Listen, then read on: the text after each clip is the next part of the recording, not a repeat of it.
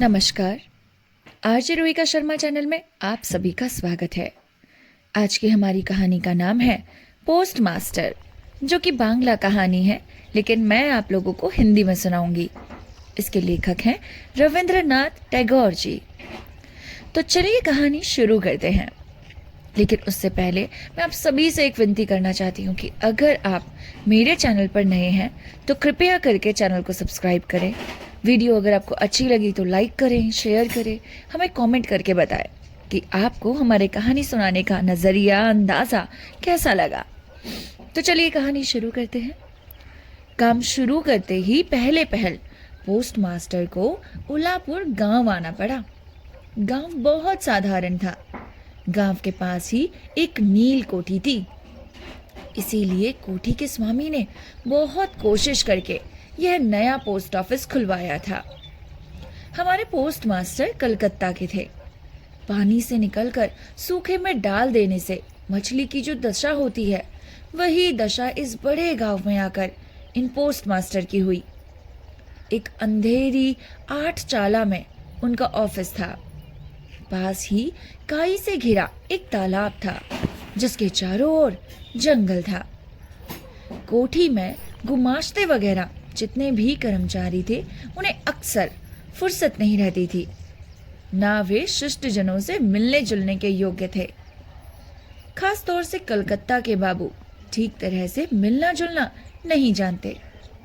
नई जगह में पहुंचकर वे या तो उद्वंद हो जाते हैं या अप्रतिभ। इसलिए स्थानीय लोगों से उनका मेल जोल नहीं हो पाता। इधर काम भी ज्यादा नहीं था। कभी कभी एकाध कविता लिखने की कोशिश करते, उनमें इस प्रकार के भाव व्यक्त करते। दिन भर तरु पल्लवों का कंपन और आकाश के बादल देखते देखते जीवन बड़े सुख से कट जाता है। लेकिन अंतर्यामी जानते हैं कि यदि अली फलैला का कोई दैत्य आकर एक ही रात में तरु पल्लव समेत इन सारे पेड़ पौधों को काटकर पक्का रास्ता तैयार कर देता और पंक्तिबद्ध अड्डिकलाओं द्वारा बादलों को दृष्टि से ओझल कर देता, तो यह मृत पाय भद्र वंशधर नवीन जीवन लाभ कर देता। पोस्ट मास्टर को बहुत कम तनख्वाह मिलती थी। अपने हाथों बनाकर खाना पड़ता और गांव की एकमात्र पितृहीन अनाथ बालिका इनका कामकाज कर देती। उसको थोड़ा बहुत खाना मिल जाता। लड़की का नाम था रतन। उम्र 12-13। उसके विवाह का कोई विशेष संभावना नहीं दिखाई देती थी। शाम को जब गांव की गौशाला से कुंडलाकार धुआं उठता, झाड़ियों में झिंगुर बोलते, ची ची ची ची ची, दूर के गांव में पियक्कड़ बाउलों का दल ढोल करतार बजाकर ऊंचे स्वर में गीत छेड़ देता। जब अंदर बरामदे में अकेले बैठे बैठे वृक्षों का कंपन देखकर कवि हृदय में भी ईषत कंपित होने लगता, तब कमरे के कोने में एक टिमटिमाता हुआ दिया जलाकर पोस्ट मास्टर आवाज लगाते, रतन, अरे ओ रतन, कहाँ हो? रतन दरवाजे पर बैठी इस आवाज की प्रतीक्षा करती रहती, लेकिन पहली आवाज पर ही अंदर ना आती। उसे लगता कि भैया थोड़े से भाव खाने तो बहुत ज्यादा जरूरी हैं। वहीं से कहती, क्या है बाबूजी, किस लिए बुला रहे हो? तू क्या कर रही है? बस चूल्हा जलाने के लिए ही जा रही हूं, रसोई घर में। तेरा रसोई का काम पीछे हो जाएगा, पहले मेरा हुक्का भर के ले आ। थोड़ी देर में अपने गाल फुलाए चिलम में फूंक मारती मारती रतन भीतर आती। उसके हाथ से हुक्का लेकर पोस्ट मास्टर चट से पूछ बैठते, अच्छा रतन, तुझे अपनी माँ की याद है? बड़ी लंबी बातें हैं बाबूजी, बहुत सी याद है, बहुत सी याद भी नहीं। माँ की अपेक्षा पिता मुझे ज्यादा याद करते हैं। पिता की थोड़ी थोड़ी याद है। दिन भर मेहनत करके उसके पिता शाम को घर लौटते। भाग्य से उन्हीं में से 2-1 शामों की याद उसके मन में चित्र के समान अंकित है। उन्हीं की बात करते करते धीरे धीरे रतन पोस्ट मास्टर के पास ही बैठ जाती। बाबूजी, मेरे पिताजी मुझे घुमाने ले जाया करते थे, मेरे लिए खूब सारी चीज़ें लाते थे। माँ तो तभी चले गई जब मैं छोटी सी हुआ करती थी, इसीलिए मुझे इतना ध्यान नहीं। उसे ध्यान आता, उसका एक भाई था। बहुत दिन पहले बरसात में एक दिन तालाब के किनारे दोनों ने मिलकर पेड़ की टूटी हुई टहनी की बंसी बनाकर झूठ मूठ मछली पकड़ने का खेल खेला था। अनेक महत्वपूर्ण घटनाओं की अपेक्षा इस बात की याद उसे अधिक आती। इस तरह बातें करते करते कभी कभी काफी रात हो जाती। तब आलस के मारे पोस्ट मास्टर को खाना बनाने की इच्छा न होती। सवेरे की बासी तरकारी रहती और रतन झटपट चूल्हा जलाकर कुछ रोटियां सेक लेती। उन्हीं से दोनों के रात्रि भोजन का काम चल जाता। कभी कभी शाम को उस बृहद 8 चाला के एक कोने में ऑफिस की काठ की कुर्सी पर बैठे बैठे पोस्ट मास्टर भी अपने घर की बात बताते चलाते। छोटे भाई की बात, माँ और दीदी की बात, प्रवास में एकांत कमरे में बैठकर जिन लोगों के लिए हृदय काटकर उठता उनकी बात, जो बातें उनके मन में बार बार उदय होती रहती, पर जो नील कोठी के गुमाश्तों के सामने किसी भी तरह नहीं उठाई जा सकती थी। उन्हीं बातों को उस अनपढ़ नन्ही बालिका से कहते। उन्हें बिल्कुल संकोच न होता। अंत में ऐसा हुआ कि बालिका बातचीत करते समय उनके घर वालों को चीर परिचितों का समान खुद भी माँ, दादा, दादी कहने लगती। यहाँ तक कि अपने नन्हे से हृदय पाठ पर उनकी काल्पनिक मूर्ति भी चित्रित कर ली। एक दिन बरसात की दोपहर में बादल छट गए थे और हल्का सा ताप लिए सुकोमल हवा चल रही थी। धूप में नहाई घास से और पेड़ पौधों से एक प्रकार की गंध निकल रही थी। ऐसा लगता था मानो क्लांत धरती का उष्ण निश्वास अंगों को छू रहा हो और ना जाने कहाँ की एक हठी पक्षी दोपहर भर प्रकृति के दरबार में लगातार एक लय से अत्यंत करुण स्वर में अपनी नालिश दोहरा रहा हो। उस दिन पोस्ट मास्टर के हाथ खाली थे। वर्षों के धुले लहलहाते चिकने मृदुल तलु पल्लव और धूप में चमकते पराजित वर्षा के भग्नावशिष्ट स्तूपाकार बादल सचमुच देखने योग्य थे। पोस्टमास्टर उन्हें देखने जाते और सोचते जाते कि यह समय यदि कोई आत्मीय अपने पास होता, हृदय के साथ एकांत संलग्न कोई स्नेह की प्रतिमा, मानव मूर्ति। धीरे धीरे उन्हें ऐसा लगने लगा मानो वह पक्षी भी बार बार यही कह रहा हो और मानो उस निर्जन में तरु छाया में डूबी दोपहर के पल्लव मरमर भी कुछ ऐसा ही अर्थ हो। ना तो कोई विश्वास कर सकता है, ना जान पाता, लेकिन उस छोटे से गांव में सामान्य वेतन भोगी उस सब पोस्ट मास्टर के मन में छुट्टी के लंबे दिनों में गंभीर सुनसान दोपहर में इस प्रकार के भाव उदय होते रहते। पोस्ट मास्टर ने एक दीर्घ निश्वास लिया और फिर आवाज लगाई, रतन। रतन उस समय अमरूद के पेड़ के नीचे पैर फैलाए कच्चा अमरूद खा रही थी। वह मालिक की आवाज सुनते ही तुरंत दौड़ी हुई आई और हाफते हाफते बोली, भैया जी बुला रहे थे। पोस्ट मास्टर ने कहा, मैं तुझे थोड़ा थोड़ा करके पढ़ना सिखाऊंगा। और फिर दोपहर भर उसके साथ छोटा अ बड़ा अ करते रहे। इस तरह कुछ दोनों में संयुक्त अक्षर भी पार कर लिया। सावन का महीना था, लगातार वर्षा हो रही थी। गड्ढे, नाले, तालाब सब पानी से भर गए थे। रात दिन मेंढक की टर टर और वर्षा की आवाज। गांव के रास्तों में चलना फिरना लगभग बंद हो गया था। हाट के लिए नाव में चढ़कर जाना पड़ता। एक दिन सवेरे से ही बादल सूख गिरे हुए थे। पोस्ट मास्टर की शिष्या बड़ी देर से दरवाजे के पास बैठी प्रतीक्षा कर रही थी, लेकिन और दिनों की तरह जब यथा समय उसकी बुलाहट ना हुई तो खुद किताबों का थैला लिए धीरे धीरे भीतर आई। देखा पोस्ट मास्टर अपनी खटिया पर लेटे हुए हैं। यह सोचकर कि वे आराम कर रहे हैं, वह चुपचाप फिर बाहर जाने लगी। तभी अचानक सुनाई पड़ा, रतन। झपट कर लौट कर भीतर जाने उसने क्या कहा, भैया जी सो रहे थे। पोस्टमास्टर ने कातर स्वर में कहा, तबीयत ठीक मालूम नहीं होती, जरा मेरे माथे पर हाथ रखकर तो देख।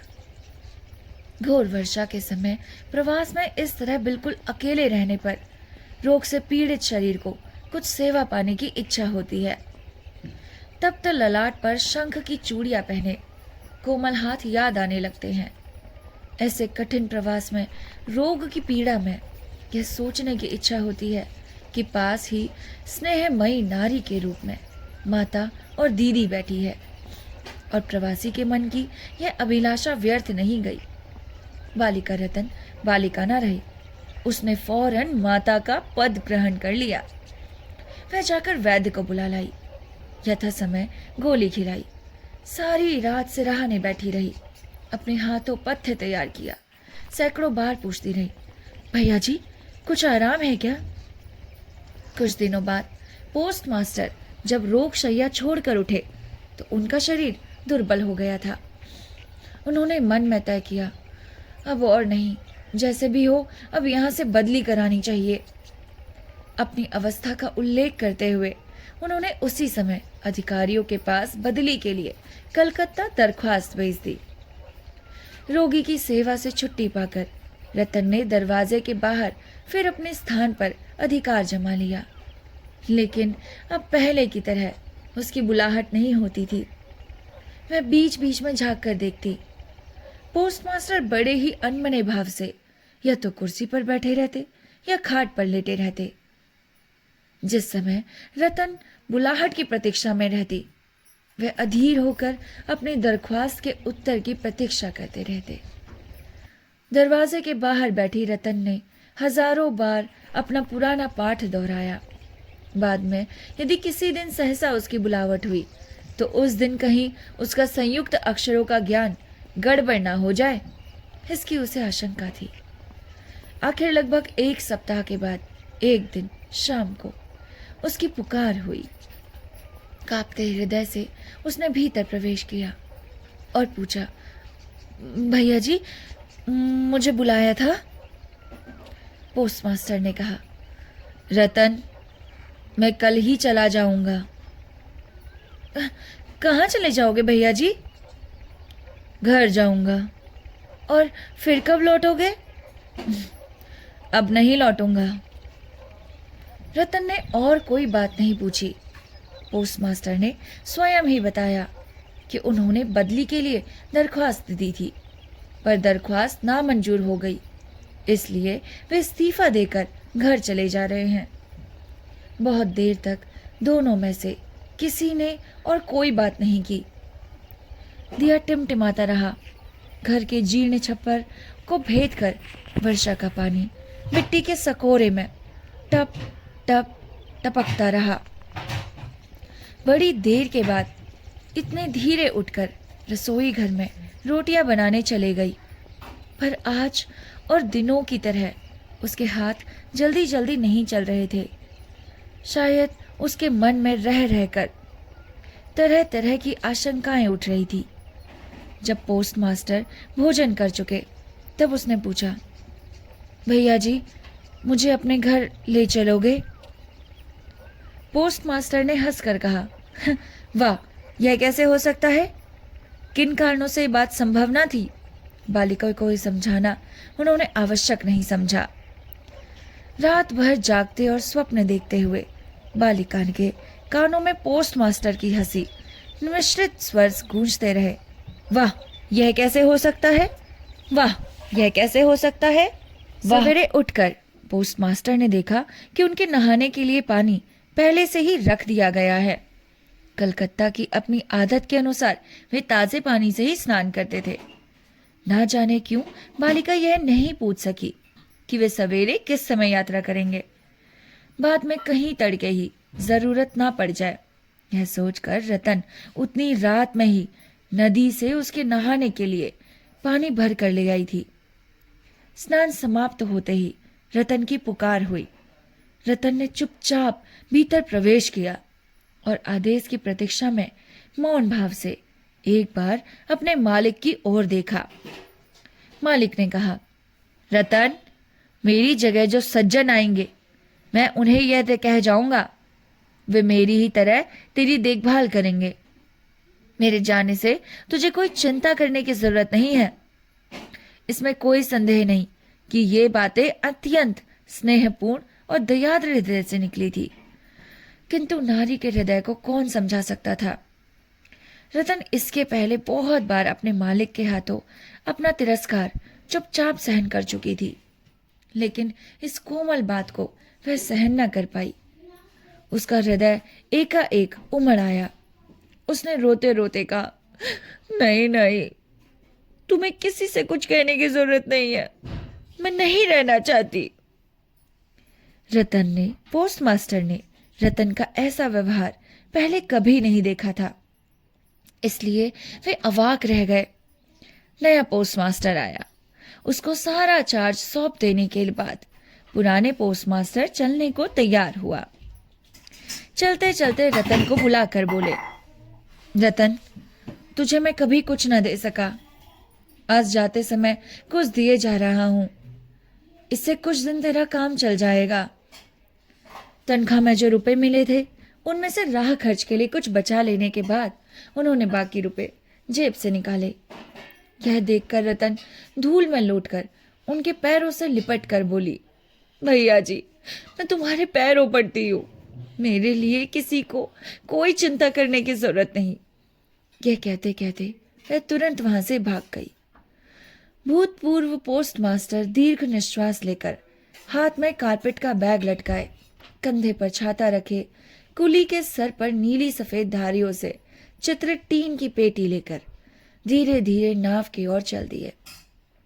जब वे नौका पर सवार हो गए और नाव चल पड़ी, वर्षा से उमड़ी नदी की धरती की छल छलाती अश्रुधारा के समान चारों ओर छल छलन करने लगी।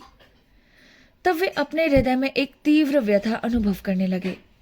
एक साधारण ग्रामीण बालिका के करुण मुख का चित्र मानो विश्वव्यापी वृहत अव्यक्त मर्म व्यवस्था करने प्रकट लग गया हो। एक बार बड़े जोर से उनकी इच्छा हुई कि लौट जाएं और जगत की गोद से वंचित उस अनाथनी को साथ ले आएं। लेकिन तब जब पाल में हवा भर गई थी, वर्षा का प्रवाह और भी तेज हो गया था। गांव को पार कर चुकने के बाद नदी किनारे का शमशान दिखाई दे रहा था और नदी की धारा के साथ बढ़ते हुए पथिक के उदास हृदय में यह सत्य उदित हो रहा था, जीवन में ना जाने कितने वियोग हैं, कितना मरण है, लौटने के क्या लाभ, संसार में कौन किसका है। लेकिन रतन के हृदय में किसी भी सत्य का उदय नहीं हुआ। वह उस पोस्ट ऑफिस के चारों ओर चुपचाप आंसू बहाती चक्कर काटती रही। शायद उसके मन में हल्की सी आशा जीवित थी कि हो सकता है भैया जी लौट आए। आशा के इसी बंधन से बंधी वह किसी भी तरह दूर नहीं जा पा रही थी। हाय रे बुद्धिहीन मानव हृदय, तेरी भ्रांति किसी तरह नहीं मिटती। युक्ति शास्त्र का तर्क बड़ी देर बाद मस्तिष्क में प्रवेश करता है।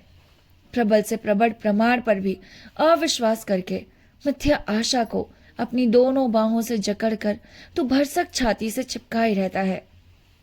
अंत में एक दिन सारी नाड़ियां काटकर हृदय का सारा रक्त चूसकर वह निकल भागती है। तब होश आते ही मन किसी दूसरी भ्रांति के जाल में बंध जाने के लिए व्याकुल हो जाता है। और इसी के साथ यह कहानी समाप्त होती है। आपको ये कहानी कैसी लगी हमें कमेंट करके जरूर बताइएगा। अगर आप चैनल पर नए हैं तो इसे सब्सक्राइब करना ना भूलेगा।